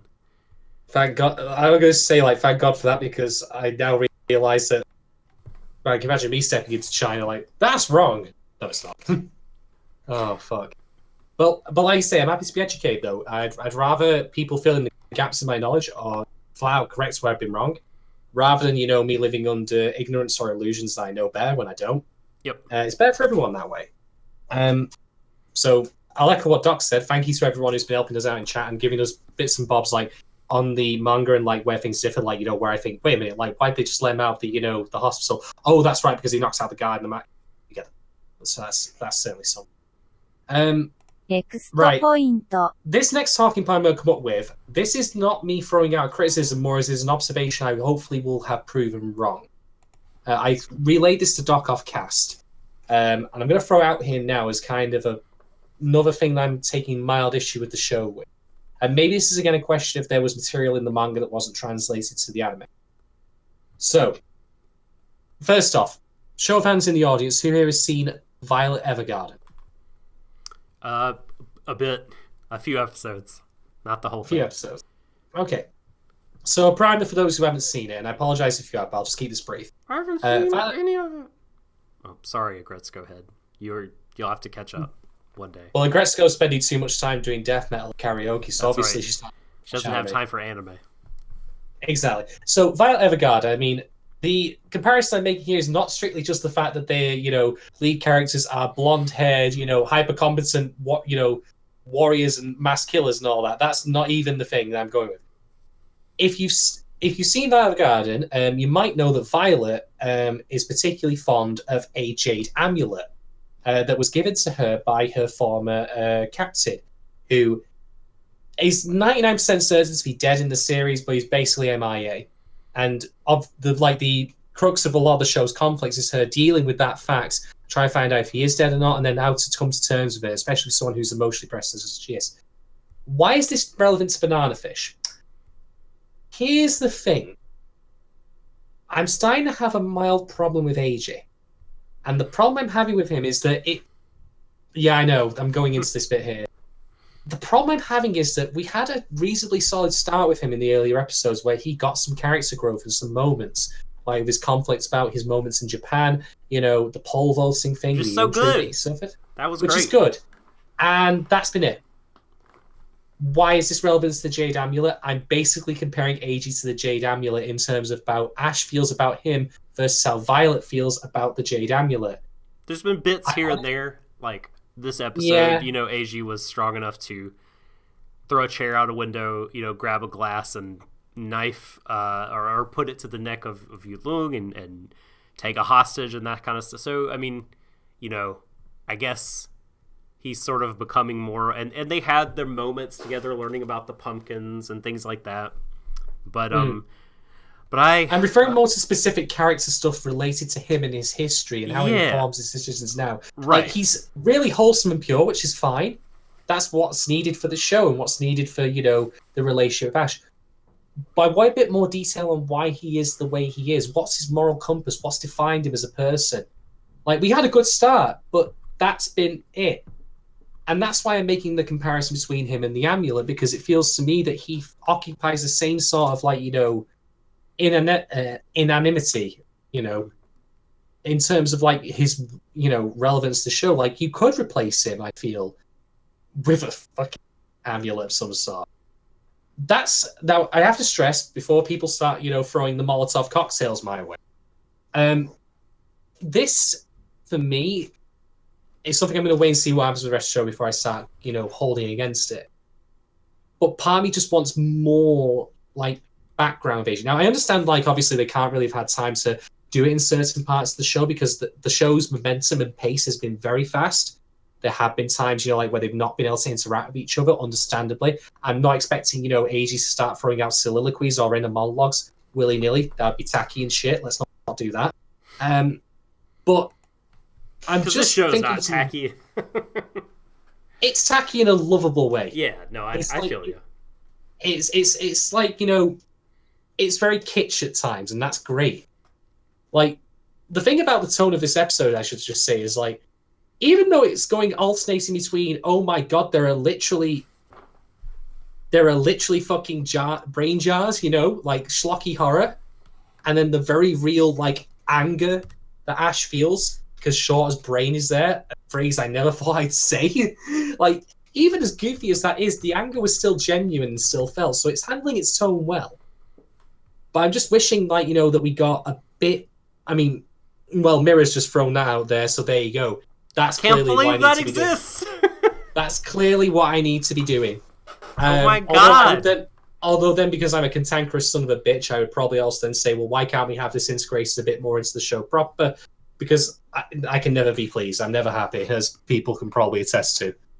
Christ, how many times have you and I had disagreements? You even dunked on Darling and the Franks. The unimpeachable. Do you want to run that by me again? Can I get that one more time, please? No, I'm not going to say that again. Yeah, that's really cool that is the thing, though. That flyboy in the thing sky. is, Doc, you're wrong. I didn't dump on Darling and the Franks. I fucking torched it into the ground and salted the earth on which it was planted. You did. Nothing will ever grow there again. Deserved it, piece of shit. Anyway, nothing will ever grow for Futoshi to eat ever again. Oh, thank fuck for that. Anyway, that's the point I wanted to make. As I say, this is just an observation at this point rather than a criticism, because obviously there's plenty more episodes left to go. I just wish there was a bit more given out at this point with AG to make him feel like he had...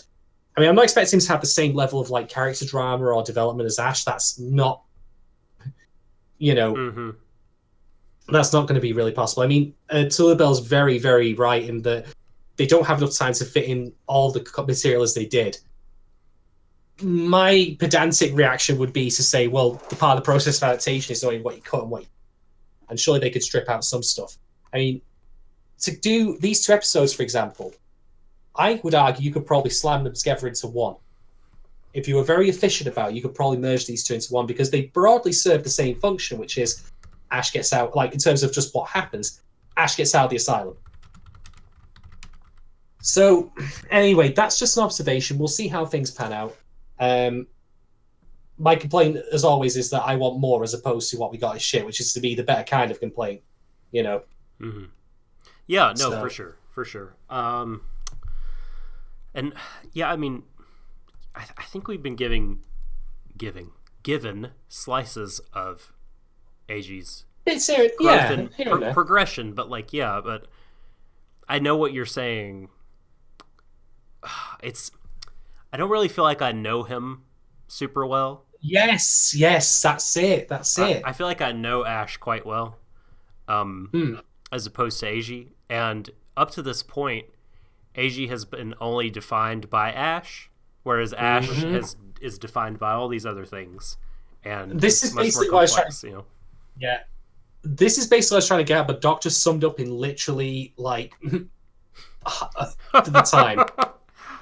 This is why he's here. Apart from just having great insight, you also basically translate my bullshit. Translate. I'm the king of rambling to like no end. So, don't get me started. A broken clock is right twice a day, so I can be concise on rare occasions. Indeed. That's all the talking points I have for both these episodes at this present point. Yeah. Anything else I want to bring up, which are small bits like with Su Ling, like learning, but there's not really anything to delve into on those right now. So the Su Ling and Asia are still talking, I think, throughout the whole of episode 16. They're just like, and then this crazy thing happened. What? No, Whoa, that's crazy. Tell me more, Uncle Asia. Tell me more. No, I've made this joke before, but I'm going to make it again. Like, when they start talking, Su Ling, like, starts getting explanation from Eiji, we just have the Persona 5, like, that thing come in. It's a good joke, so I'm using it again. I'm recycling my jokes, but they're good. It's good to recycle. Oh, man. Yeah. That's good. Just imagine that Su Ling's there like, oh, bastards. Drugged him up. Sign your name here, please. We're 2/3 of the way through. Actually, wait. If you put glasses on Eiji, he actually wouldn't look too far off from the Persona 5 protagonist. Yeah, I could sort of see that. A little bit. I mean, they both passed the handsome test, so sure. Yeah, like can you believe we're 2/3 of the way done with this? I feel like we just started. What a ride. Gosh. Hey, I have to, just to give a quick pulse check on how I feel about this show up until this point. My main misgiving with it, and it's probably going to stay until the end because I don't think it's something that can really be course corrected at this point, is just that the show goes to and the material goes to such extremes to make Ash look good to the detriment of other characters. This is why I don't think the Arthur problem is really an Arthur problem, it's an Ash problem. He's just a victim, quote unquote, of that unfortunate way in which it's written. That's the main issue. That said, I still very much root for Ash. In terms of like protagonists who are made out to be awesome, who are skilled and don't fuck up and can do no wrong, I infinitely prefer this kind of protagonist who has a very tragic and very heartfelt and emotionally gripping backstory, as opposed to, well, that fucking twerp from Frank's that we did the very previous season. My God. Yeah. Just even how did we watch that for so long? We were just like, but the thing is, right, bathed in that. Like, that was our fucking protagonist compared to like, it hurts my head. Right? I would argue you can make a very, very broad comparison between Ash and the hero. And the reason I say that is that there's certain ways No, hear me out. Because you can make very broad comparisons in how they're constructed. There's very clear purposes behind them, which is generally speaking that this person is awesome. That, I think, is the broad thrust for what both characters may be. Here's the thing.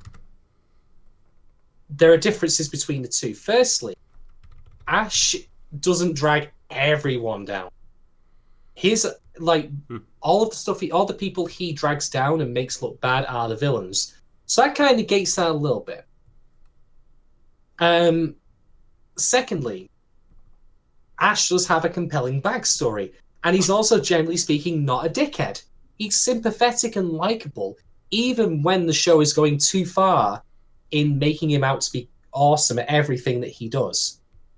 Whereas in Hero's case, I could not fathom how anyone reacted to him the way they did, because they just simply treat him... He is... Yeah.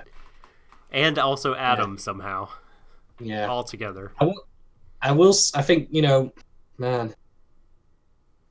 It just really goes to show, like, my mindset on how I view a lot of anime that I watch these days, that generally speaking, I am fucking tired of dealing with characters who, ironically, are, either the same gender or the same sexuality as myself.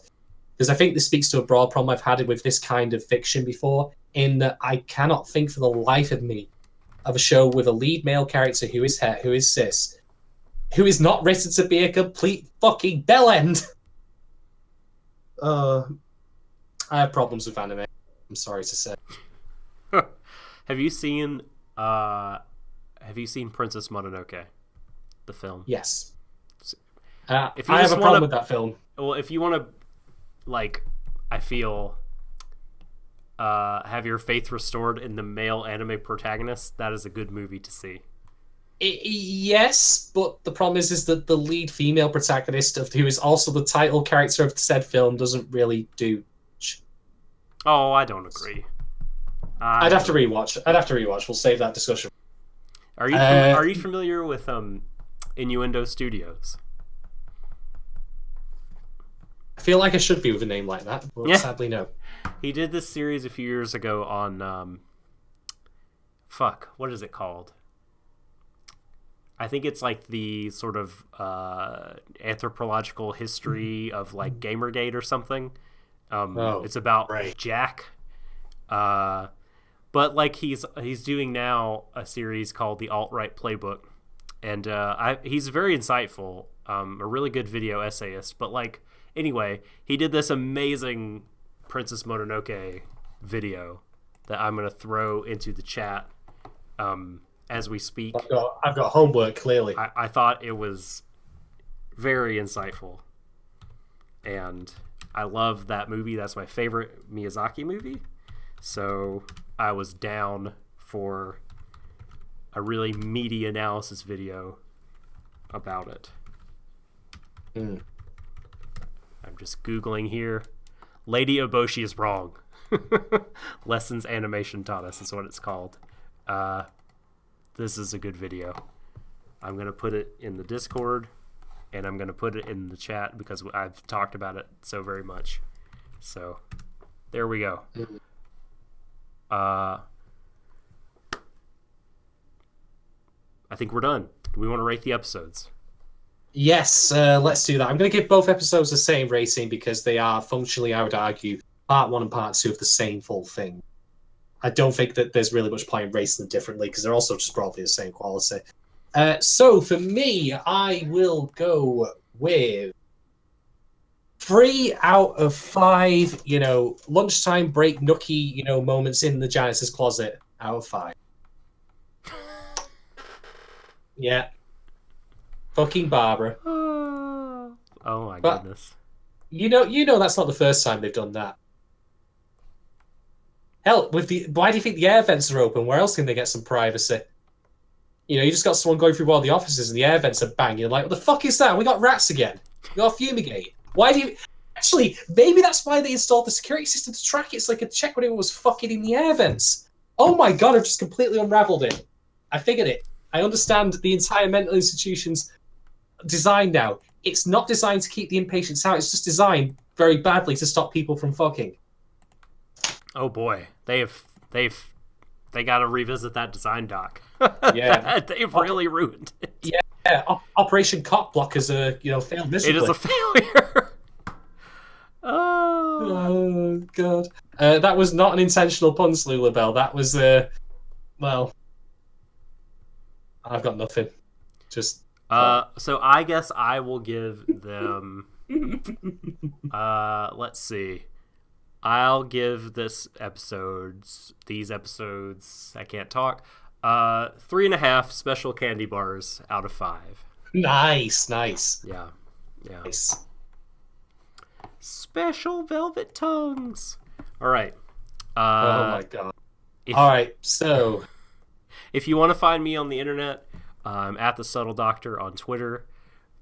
Please talk to me about the animes and the other nerd things. You find me on Twitter at Shadon1010 and also on CuriousCat.me /Shadon1010 as well.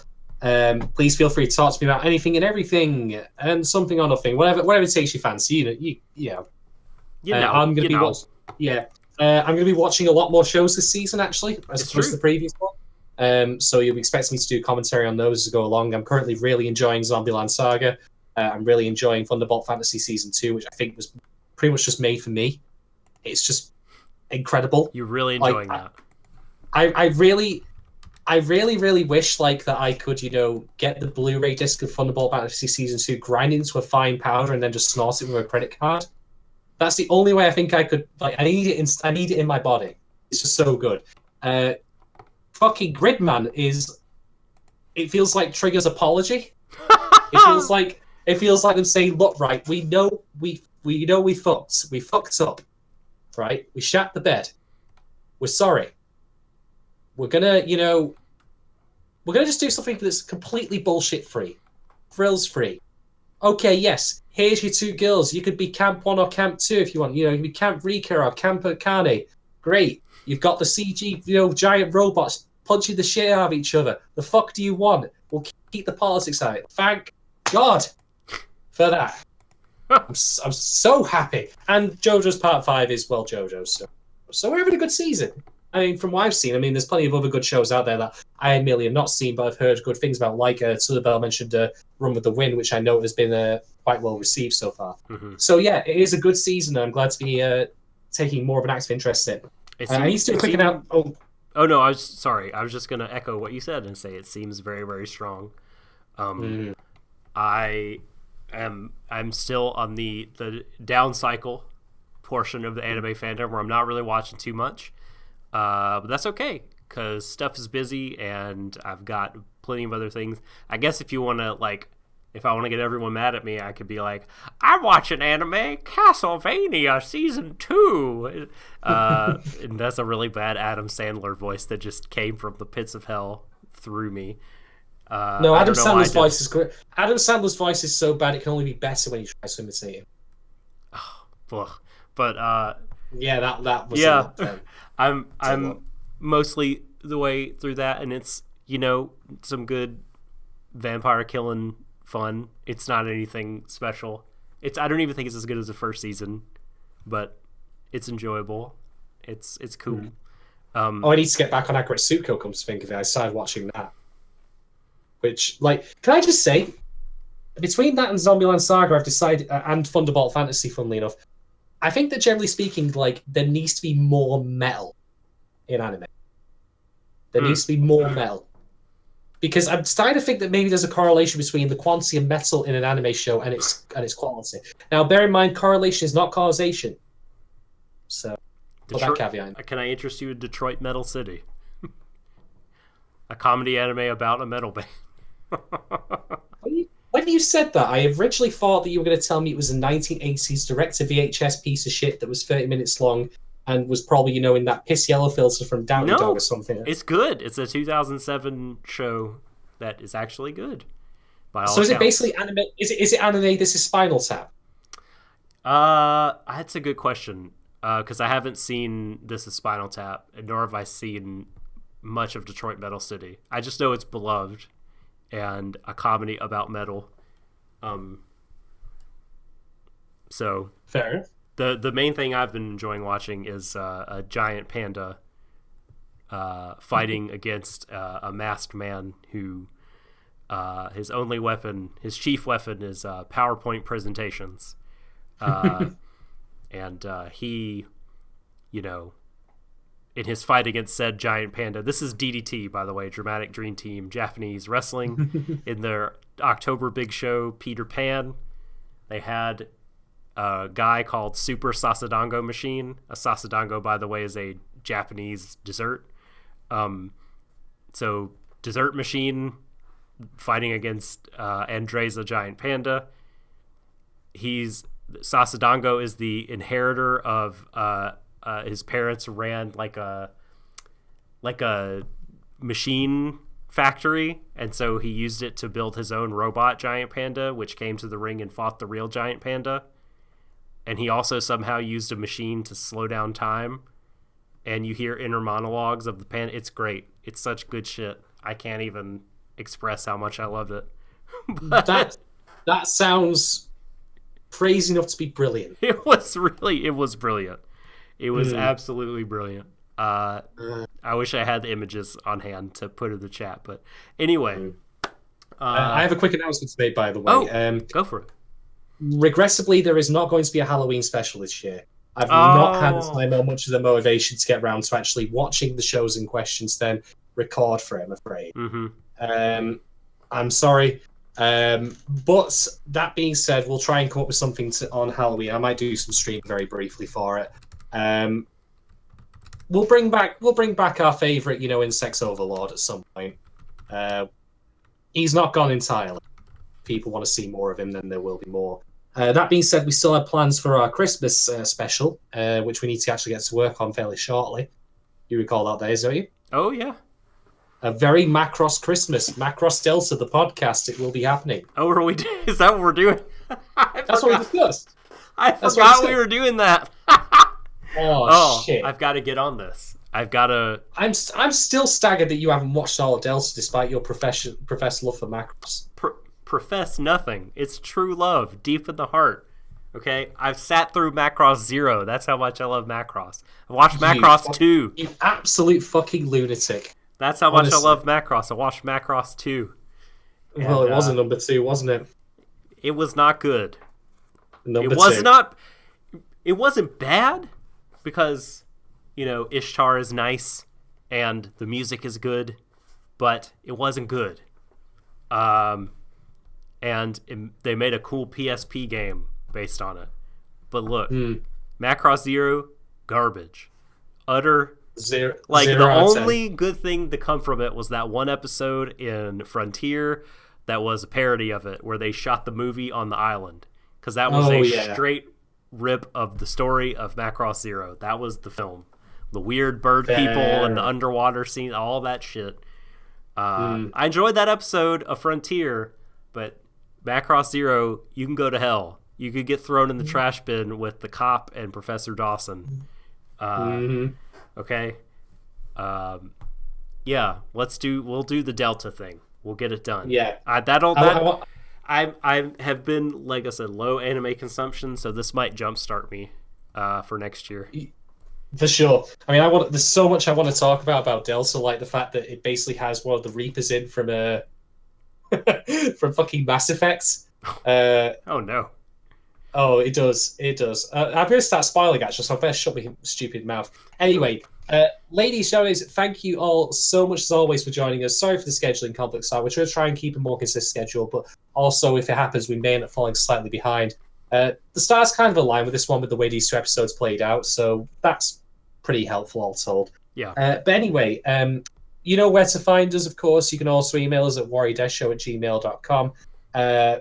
Feel free to drop by next week when we'll be back for episode 17 with a new character, apparently. New character! A new challenger has entered the fray. But until next time, as always, given that we've kind of segued into this for once with Macross, as always, everyone, embrace each other until the ends of the universe. And a very good night. Goodbye, mwah, and good night. Good night.